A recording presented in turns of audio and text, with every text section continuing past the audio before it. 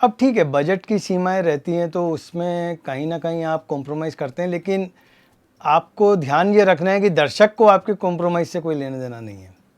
उसको तो अच्छा लगना चाहिए।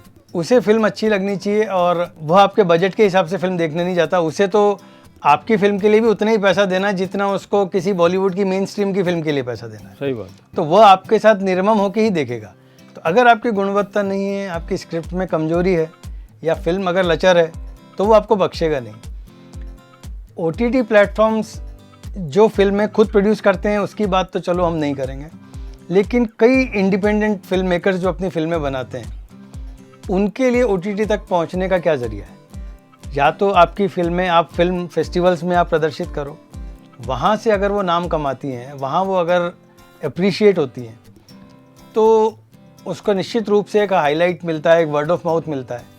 तो वो OTT प्लेटफॉर्म्स जो हैं जिनका बिजनेस है वो नज़र रखते हैं उन पे। और जब आप उनको पिच करते हो अपने प्रोजेक्ट को और आप बताते हो कि भाई ये इन फेस्टिवल्स में हमारी फिल्म सराही गई है, वहाँ दिखाई गई है, अगर ऊपर से आपको कुछ अवार्ड्स भी मिले हैं, तो निश्चित रूप से वो OTT तक पहुँचने में आपकी मदद करते हैं। कसाई के बारे में अगर मैं कहूँ तो यही है कि वो करीब 12 या 15 फेस्टिवल्स में वो फिल्म दिखाई गई, वहाँ से सराहना भी मिली, अच्छा मीडिया कवरेज भी मिला। तो वो सारी चीज़ें मददगार साबित हुई, कुछ अवार्ड्स भी मिले फिल्म को। तो ठीक है, नेटफ्लिक्स और अमेज़ॉन पे भी मैंने पिच किया था, लेकिन वहाँ तक उन लोगों को फिल्म समझ में नहीं आई। हो सकता है कि जो भाषा थी हमारी फिल्म की, क्योंकि ये पूर्वी राजस्थान पे बेस्ड कहानी है, भरतपुर साइड की या भरतपुर करौली जो जो विशुद्ध रूप से देखा जाए तो राजस्थानी के उतना नज़दीक नहीं जितना यूपी के ब्रज भाषा या बुंदेली भाषा के नज़दीक है। तो वो हो सकता है कि वो कोई कहीं कारण रहा हो, वो लोग उसको नहीं समझ पाए इस फिल्म को। लेकिन शिमारू मी पर जैसे कि हमको फिर उनसे बातचीत जब शुरू हुई तो उन्होंने इंटरेस्ट शो किया, और ठीक है, हमने फिल्म की कॉस्ट अगर हम रिकवर कर पाए हैं तो वो भी हमारे लिए एक बड़ी बात है कि हम फिल्म, क्योंकि हम जब फिल्म बनाते हैं तो हमारी पहली ज़रूरत होती है कि उसे दर्शक मिले। आपकी फिल्म को लेकर 2 पहलू जो मेरे बॉम्बे फेस्टिवल में मैंने सुने थे, यहाँ भी फेस्टिवल से मैंने जाना था, कि आप एक नए कलाकारों का और सीनियर कलाकारों का सामंजस्य बनाते हैं। तो वो मार्केटिंग लेवल पे कितना काम करता है कि हम अपने नए कलाकारों के साथ में अच्छा सब्जेक्ट बनाएं, अच्छे लेवल पे बनाएं, तो उसको ऑडियंस ज़्यादा मिलेगी, या स्थापित कलाकारों को जिसे सो कॉल्ड बॉलीवुड में स्टार सिस्टम बोला जाता है? जी जी, उस बारे में जानना एक विशेष बात है। देखिए सर, OTT प्लेटफॉर्म्स पर भी अभी क्या हो गया है कि बॉलीवुड के सभी main stream producers OTT platforms के पीछे पड़े हुए हैं। नेटफ्लिक्स और अमेज़ॉन आपने देखा है, या डिज्नी है, वो करोड़ों की डील्स कर रहे हैं सीधी बॉलीवुड की मेन स्ट्रीम फिल्म्स के साथ। डिज्नी ने पिछले दिनों 8 फिल्में एक्वायर करी हैं 400 करोड़ रुपए में, जो एक एक करके रिलीज़ हो रही हैं। तो ये बजट मतलब अब हमारे तो इमेजिनेशन के भी बाहर है, बियॉन्ड है, कि अनथिंकेबल कि इतना बड़े एक्विजिशन लेवल पे वो लोग काम कर रहे हैं। तो निश्चित रूप से हमारी छोटी फिल्में वहाँ सफ़र कर जाती है, क्योंकि उनकी वो फेस वैल्यू नहीं होती है।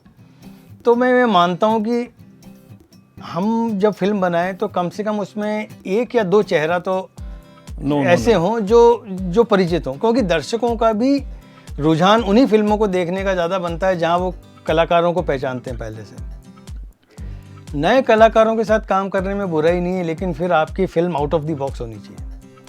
कि आपने कोई ऐसा ही आइडिया क्रैक किया या ज़बरदस्त स्क्रिप्ट लिखी है कि वो फेस्टिवल्स में धूम मचा दे, कि विश्व के टॉप 10 फेस्टिवल्स में अगर वो फिल्म सराही गई है और वहाँ अगर वो देखी गई है और वहाँ से मीडिया कवरेज, अंतर्राष्ट्रीय मीडिया ने उस फिल्म को कवर किया है, तो फिर कोई मायने नहीं रखता कि उसमें चेहरा कौन सा है। वो फिल्म आपकी OTT प्लेटफॉर्म्स पे बहुत आसानी से अपना रास्ता बनाएगी। इसी से मिलता जुलता एक और सवाल है। ये चक्र के ज़माने में शुरू हुआ था कि फिल्म में एक सेक्स का तड़का लगा दिया जाता था, और जितनी ये वेब सीरीज आ रही हैं या फिल्में आ रही हैं, आज सबसे ज़्यादा कंट्रोवर्शियल चीज़ ये है कि OTT प्लेटफॉर्म के ऊपर अभद्रता, अश्लील डायलॉग्स ये दिए जा रहे हैं। तो क्या अनसेंसर होने के कारण वहाँ पे यही चीज़ें परोसी जाएंगी और सफलता ढूंढी जाएगी? नहीं, ये तो मैं नहीं मानता हूँ। ठीक है, कुछ प्लेटफॉर्म्स ऐसे हैं जहाँ पर बिल्कुल ही C ग्रेड कंटेंट वो लोग दिखा रहे हैं और उसका एक दर्शक वर्ग है, तो इसलिए वो चल रहा है वहाँ पे। लेकिन नेटफ्लिक्स, अमेज़ॉन या डिज़नी या टॉप 5 या टॉप 10 प्लेटफॉर्म्स की मैं बात करूँ तो एक्सप्लिसिट कंटेंट निश्चित रूप से है, क्योंकि सेंसर वहाँ पर लागू नहीं होता है। तो explicit content in terms of video या ऑडियो, डायलॉग्स में भी कहीं गाली गलौज वगैरह आमतौर पे हम सभी टॉप 10 प्लेटफॉर्म्स पे जो कंटेंट है उसमें सुनाई देता है वो। लेकिन उसी वजह से वो चल रहा है ये मैं नहीं मानता, क्योंकि सिर्फ सेक्स देखने वाले दर्शक वर्ग की मैं बात तो करना ही नहीं चाहता, क्योंकि उनके लिए तो बहुत उपलब्ध है कंटेंट ऑलरेडी। आज पॉर्न साइट्स हैं, जिसको अगर वही कंटेंट देखना है तो वो कहीं भी जाके देख सकता है। तो कहानी तो पहली ज़रूरत है ही है, लेकिन उस कहानी में निर्देशक का अपना एक सेंसिबिलिटी है कि वो उसको कहानी की ज़रूरत के हिसाब से कितना उसको अपने उसमें इंकॉर्पोरेट कर रहा है, उस अश्लीलता को या उस अश्लीलता तो अब मैं शब्द इस्तेमाल इसलिए नहीं करूँगा कि वो अश्लील नहीं है, वो एक्सप्लिसिट कंटेंट है। उसका पर्पस वो नहीं होता है कि दर्शकों को सिर्फ उसलिए वो कंटेंट देखना चाहिए। नहीं, उसके लिए लॉजिक है जो राज कपूर करते थे, मनोज कुमार ने जो जितना अश्लीलता ही परोसी है, क्योंकि श्याम बेनेगल जैसे आदमी ये बोलते हैं कि भाई हमारा नज़रिया ये है, आपका नज़रिया ये हो या ना हो। तो मेरा कहने का मतलब सिर्फ ये है कि चीज़ें सब परिधि के अंदर ही अच्छी लगती हैं। निश्चित रूप से वो है कि अगर कहानी की ज़रूरत के बिना कोई चीज़ ज़बरदस्ती थोपी गई है तो वो गंदा भी लगेगा और वो तब अश्लील हो जाता है। लेकिन कहानी की ज़रूरत के हिसाब से कोई दृश्य निकल जाए तो मेरे ख्याल से, अब जैसे किसी फिल्म में माँ अगर बच्चे को दूध पिला रही है, राम तेरी गंगा इस दृश्य में अगर कोई आदमी अश्लील देखता है तो वो प्रॉब्लम दर्शक की है, फिर वो उसकी नहीं है। अब ये आप कहें कि वो दृश्य दिखाने की ज़रूरत नहीं है तो मैं उसे नहीं मानता। वो एक निर्देशकीय सेंसिबिलिटी की बात है कि वो कितना उसको दिखाना चाहता है। लेकिन अगर उसकी स्क्रिप्ट में अगर वो डिमांड है या उसकी ज़रूरत है तो वो दिखाया जाए तो ठीक है, मैं उसे गलत नहीं मानता।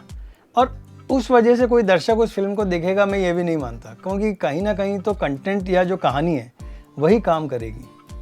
सिर्फ गाली गलौज देखने के लिए कोई नेटफ्लिक्स पे कोई सीरीज़ नहीं देखता, वो सीरीज़ उस कंटेंट के लिए, उस कहानी के लिए, उसके एग्जीक्यूशन के लिए देखता है उसको, और वो उसको एंजॉय करता है जब पूरी कहानी को। क्योंकि 50 मिनट के एक एपिसोड में 2 मिनट का एक दृश्य भी है तो वो 48 मिनट आप खारिज नहीं कर सकते उस 2 मिनट के दृश्य के लिए। चलो, हमारी कला और संस्कृति के हिसाब से हमने राजस्थान वालों ने तो अभी इन चीज़ों का ध्यान रखा है। ये एक इंटरनेशनल परिप्रेक्ष्य में या हिंदी फिल्मकारों के ऊपर, क्योंकि अभी आश्रम जैसे रिलीज हुई, कितनी वेब सीरीज है उसके अंदर ज़बरदस्ती ये चीज़ ठूंसी जा रही है जस्ट एक सफलता की तलाश के लिए। वैसे ही किसी समय म्यूजिक फिल्म की सफलता का आधार होता था। आपने दान सिंह के साथ में काम किया है जो सिर्फ 4 फिल्म का म्यूजिक देके आज अमर अजर है। तो म्यूजिक का फिल्म में कितना प्रतिशत मात्रा होनी चाहिए, क्योंकि अब गाने कम होने लगे हैं फिल्मों में जी, तो वो कितना अपना रोल प्ले करते हैं? सर, गाने कम होने का जो कारण मैं मानता हूँ वो यह है कि फिल्मों की लंबाई अब बहुत कम हो गई है। जहाँ पहले 3 घंटा एक आम फिल्म की लंबाई हुआ करती थी, वो अब घट के 1.5 घंटा रह गई है या 1.25 घंटा रह गई है। मेन स्ट्रीम भी 2.25 घंटे से ज़्यादा नहीं होती है। बिल्कुल। तो निश्चित रूप से जो गाने 5-7 गाने जो फिल्म को 1 घंटा अतिरिक्त लंबाई देते थे, वो उन्हीं पे कैंची सबसे पहले चलाई है निर्देशकों ने। और गानों का इस्तेमाल अब एक बैकग्राउंड म्यूजिक की तरह होने लगा है, जो कहानी को भी आगे बढ़ा दें, तो जो 1.5 घंटे में एकोमोडेट हो जाए कहानी को अतिरिक्त लंबाई दिए बिना। तो वो एक बहुत बड़ा कारण है कि गाने हमें कम देखने को मिल रहे हैं फिल्मों में। गाने तो आइटम सॉन्ग बन गए, और वो आइटम सॉन्ग भी क्रेडिट पे चलता है। जब दर्शक नॉर्मली रुकते भी नहीं है सिनेमा हॉल में, उसके शुरू होते ही दर्शक निकल जाते हैं, कोई आइटम सॉन्ग देखने के लिए रुकता नहीं है पीछे। तो ठीक है, वो एक बहुत बड़ा कारण है। लेकिन अच्छा संगीत फिल्म को दर्शकों तक पहुंचाने में मददगार तो निश्चित रूप से होता है। और हमने पिछले कई फिल्मों में ऐसा देखा भी है कि जहाँ म्यूज़िकल हिट्स हुई हैं, भले ही वो गाने लिप सिंक में नहीं थे, बैकग्राउंड में इस्तेमाल किए थे, लेकिन फिर भी वो गाने हिट हुए हैं। तो ठीक है, दर्शकों का रुझान तो हाँ रहता ही है, संगीत के प्रति हमेशा रहता है, तो वो काम तो करता है हमेशा, मुझे ऐसा लगता है। दुर्गत जी, आपसे मिलके बहुत खुशी हुई, और आपने नई टेक्नोलॉजी OTT के मार्केटिंग पहलुओं को लेकर जो ज्ञान दिया है, तो मेरे को लगता है कि राजस्थान का फिल्म मेकर उससे फ़ायदा उठाएगा और अच्छी फिल्म बनाने की शिक्षा आपकी फिल्मों को देख के जरूर प्राप्त करेगा। नेक्स्ट प्रोजेक्ट के लिए ऑल द बेस्ट। फिल्मोग्राफी आपका सम्मान करती है और हम हमेशा चाहते हैं कि आप अच्छी फिल्म बनाएं और राजस्थान का नाम रोशन करें। Thank you very much sir. शुक्रिया सर। OTT प्लेटफॉर्म ने निर्माताओं के लिए नए द्वार खोले हैं। हर आदमी उन फिल्मों को एक लिमिटेड अमाउंट दे के लिमिटेड समय के अंदर उस फिल्म को देख सकता है।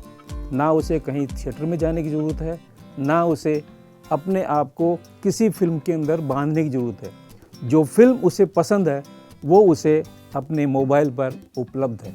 OTT प्लेटफॉर्म की सबसे बड़ी सफलता यही है कि आने वाला समय आपको वही कंटेंट दिखाएगा, वही कंटेंट आप देखेंगे जो आपको पसंद है और आप देखना चाहते हो। राजस्थानी फिल्मों का भविष्य अपने आप में इसीलिए सुरक्षित है।